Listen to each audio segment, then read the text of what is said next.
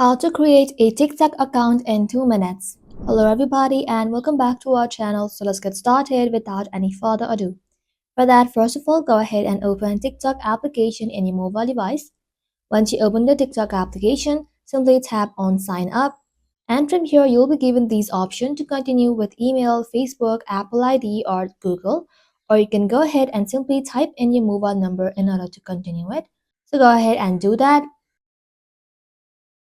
Now, once you're here, you want to go ahead and select your birth date. Go ahead and select it and then tap on continue. Now inside this page, go ahead and create your nickname or you can simply skip this process. And just like so, you have successfully created a TikTok account.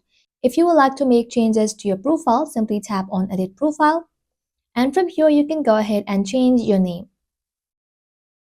Tap on save and just like so, tap on confirm. You can even change your username, but make sure that it is unique. Once it is done, tap on save again and then tap on confirm. Also note that you can only change your username once every 30 days. So go ahead and tap on confirm. And just like that, you have your TikTok account ready in 2 minutes. That is how you can do it, guys. Thank you all for watching the video till the very end and stay tuned until our next upload.